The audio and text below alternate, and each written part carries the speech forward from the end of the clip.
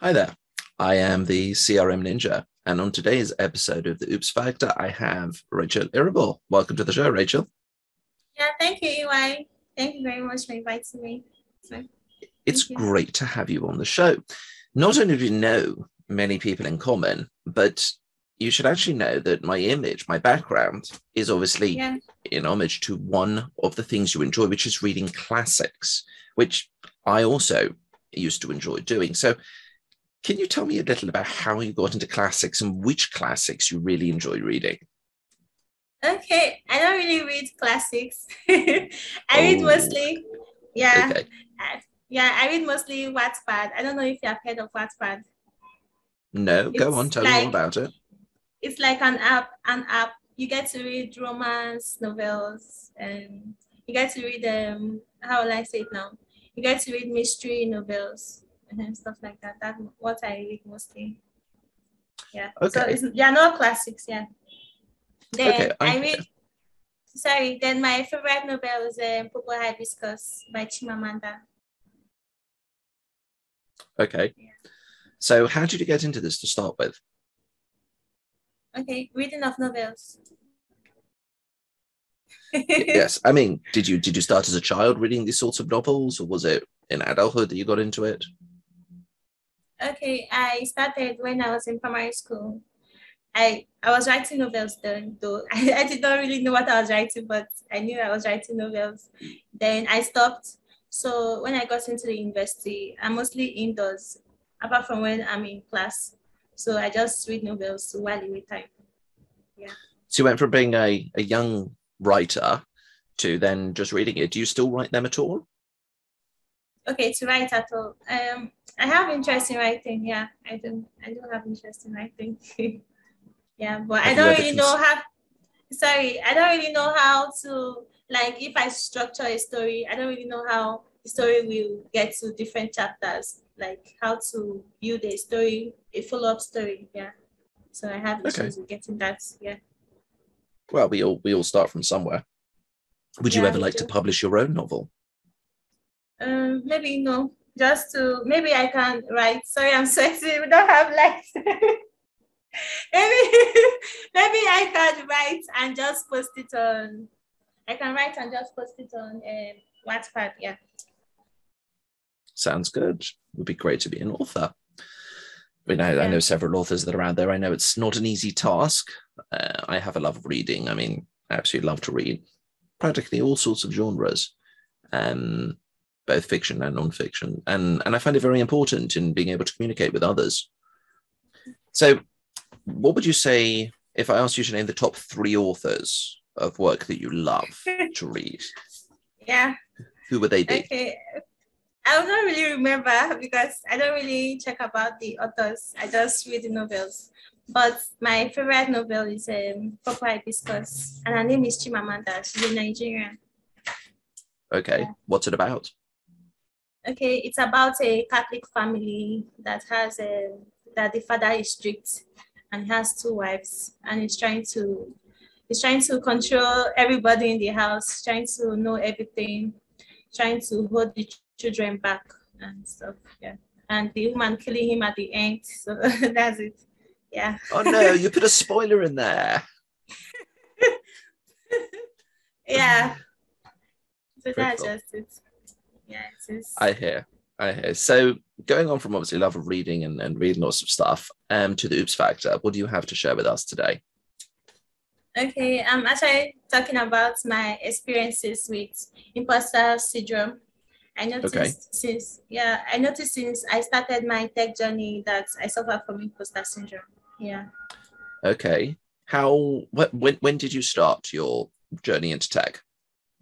Okay, I started my journey into tech in November last year after I attended a boot camp for Power Platform. Yeah. So since and what were you doing beforehand? Okay, I was actually creating YouTube videos. I was creating YouTube videos, but it wasn't really, I had issues with being able to keep up with buying lights and stuff. So I had to stop. Yeah. Okay, so you chose Power Platform. Why did you choose Power Platform? Okay, the period I started Power Platform Bootcamp, I was actually talking to a lady on Instagram because I saw she was actually doing data analyst and she was talking about it a lot. So I reached out to her during that bootcamp and we talked. So I was hearing so much about data analyst. So I started Python, and I was thinking that there was no community for Power Platform that's data analyst, because in Twitter I saw that there were more. I was seeing data analyst everywhere. So Right. after I discovered that, yeah, when I changed my mind was when I started seeing people like, okay, this person is doing Power Platform, this person is doing Power Platform, and they can actually work. They can actually work with Power Platform. I was like, okay, what am I doing data analyst when I can actually be a developer in Power Platform? So when I changed I worked on my GitHub account. When I changed my title from data analyst to Power Platform developer, I was like, okay, this is what I want to be. You get? Okay. So that's how I changed. Yeah, that's how I knew that, and I love what I do. So that's why I changed to be a Power Platform developer. But that's great. I mean, I know so many people over the last couple of years have come on to, doing various things around the platform and such. And it's really wonderful. I mean, as you said, if you started last year, you're about 6 months into it. So how, obviously, day to day one does, the job and one learns and skills. And after years of doing this, I'm still learning, every day, trying to learn something new. So where does the imposter syndrome kick in? Is it in your day to day or is it in something else? Okay, it comes in my day-to-day because sometimes I have issues. Like now I have issues with lights. So when I have issues with lights and I have to run around to get lights to charge and stuff like that. So to be able to meet up, I share my journey on Twitter. To be able to meet up with my daily learning, it's really difficult. So sometimes I just get tired. I just get frustrated. Yeah. So I feel like I'm doing too small. I'm not really like, especially when I do that for like a week. I run around for like a week to go back to learning. I don't know how to explain it. I just feel down. I feel down and unhappy. Yeah. Okay. Well, obviously it's not good to that. So what mechanisms do you put in place to cope and try and help with that? Okay, I just take my time. I read novels, yeah. Then I watch I watch funny movies. I watch Friends. I don't know if you have heard of Friends. You mean the little small TV show that went for like 10 seasons? Yeah. Rachel, Monica, yeah. Yeah, so, I know Friends. Yeah, so I just watch them. I read novels, and from there I just get better and I start reading. Maybe I might not do anything throughout the day. I just read. I just watch movies. Then in the night I start reading. That's what I do. Yeah. Okay, so essentially just stepping away from it, giving yourself some headspace, and then coming back to it at a later point. Yeah, that's what I do. Yeah, and also how I suffer from imposter syndrome. If I see on Twitter that people are like, okay, you're doing so much. I'm like, okay, I feel like, do I deserve this praises? This praise is not too much because I'm actually a beginner. I'm still learning. I don't really know my way yet. You understand? So, but how I get over it, I just say that, okay, I'm doing my thing. You get. So I'm not really doing it for anybody to please anybody.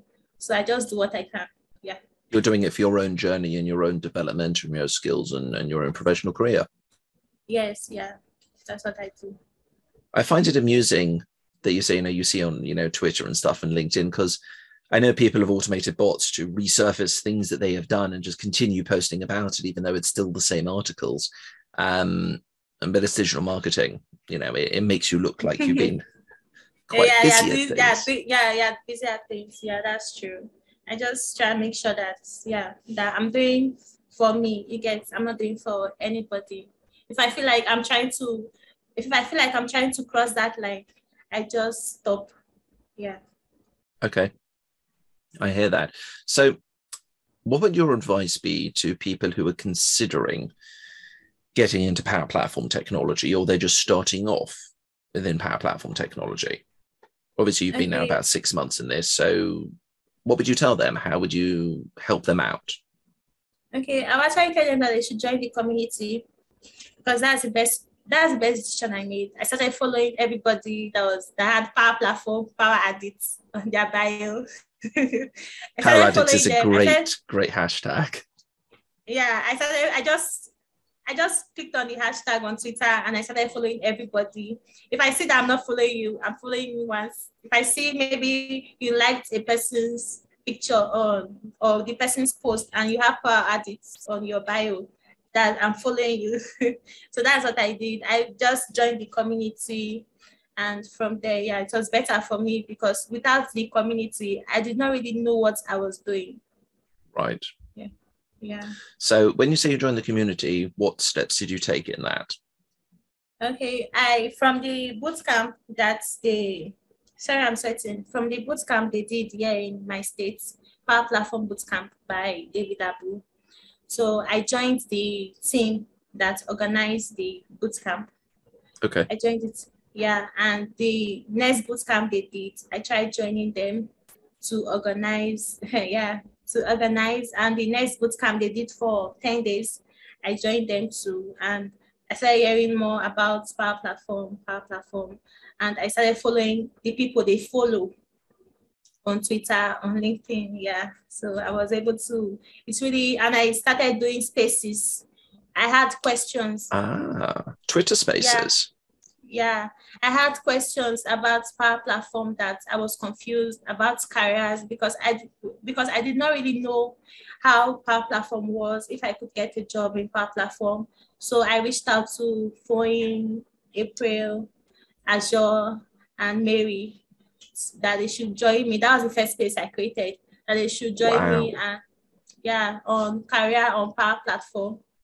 So I got my questions ready and I asked them that, okay, what career can I get in Power Platform? And I invited, because I felt that since I have these questions, there are other people, you understand, who have the same questions like me. Yeah. So I created a space on Twitter and I posted it on Twitter, and that was it. That's how I started. Yeah. That's amazing. And how often do you host these spaces? Okay, I try and host it every week. Every week? Wow, yeah, that's incredible. Yeah, try and host it every week. I just message people on Twitter that I know they are on Power Platform. They're already on Power Platform space. And I feel that, especially in Nigeria, people don't really know much about Power Platform. They're scared about coming into tech, thinking of coding and stuff. They have to learn programming languages. Yeah. So I just hold spaces like how they can get, because a lot of people, they're hearing about Power Platform, but they don't know how to get started. Yeah. Yep. So I hold spaces giving them that leverage to be able to know what they can do and how they can start. Yeah. Wow. That's incredible. Uplifting others and getting them into it, and you being so new at it yourself as well. That's just simply incredible. Yeah, thank you. Yeah, that's it. So if somebody would be considering a career whether in Nigeria or in elsewhere in the world, and they're really hesitant, what are your top 3 tips that you would say, whether they say, you know, they're not going to get involved in community, or they may get involved in community, or but what are your top 3 tips to them to get them to start to get their feet wet in it and not to be afraid of it? Okay, for me, I'm actually scared about applying for jobs, because there was actually a time I attended a space on Twitter and they were talking about tech jobs in UK. Right. So I started looking for a job, and it's kind of, I was not stable anymore. I was not really doing the things I wanted to do. So I stopped and I continued my learning, because I was thinking that, okay, I was not ready. I was thinking that, okay, yeah, I'm not ready yet to be able to that was like, this was in February, and I started my journey in November. So I was like, okay, I'm not really ready yet, because I was like, okay, going to internship, you have to do internship. So I just feel that everybody, they have their own you have your own path, you have your own journey. So when you feel that, okay, I'm ready for a job, I'm ready to apply for a job, you can go for it. And joining the community is the number one thing, because from there you can get opportunities. You can be able to, you can be able to relate to people that think like you, that love the same thing you do. So I think community is number one. Yeah. Okay, so community is number one. Yeah. You have two more top tips. What would they be? Okay, our community. Hi, UI, on community. Yeah. No, okay, no, you've got community already. So out of your 3 tips, tip number 1 is join the community. What are tips 2 and 3? Okay, I would say don't compare yourself with anybody. Just do your thing, because when I started, I just followed the flow. I just saw myself doing this, and to like when I asked for speaking opportunity, I was actually scared that okay, I'm not there yet. I don't really know what I'm doing yet. So I just say, okay, I'll just post it. I just posted it and I said that, okay, I'm doing it. And I'm fine with it. So that's it. That's how I started. So don't compare yourself. Just do your thing. Follow your own flow. You don't have to do like other, you don't like, okay, maybe this person's part, this is the part he's following, he or she is following in their journey. And you want to do the same thing. Just do your own thing. Follow your own path. Everybody has their own journey. Wow. And, okay. Yeah. And okay. Compare. Then 3, I don't really know. Okay. I don't know. Be confident. Be confident in yourself. You have to love yourself. That's number one thing. Yeah. Especially when you have imposter syndrome. You have to love yourself, because if you start thinking that this person is doing more than me, you start thinking too much into everything, or you start degrading yourself. You just get distracted and frustrated. Yeah. That is true. Very, very powerful, those 3 tips. But it's really, really very important. And thank you so much for coming on the show and talking through it. Yeah, thank you. It was really great to have you on it. Viewers, we hope that you've learned the importance of these top 3 tips from Rachel. And if you're considering getting into Power Platform, feel free to take this advice for it. Also, feel free to check out the rest of the Oops Factor playlist, subscribe to the channel, and take a look at the blog. And if you would like to come on, hit the link that's somewhere in the description below, fill out your details, and I'd love to have you on the show. But above all, have an amazing day.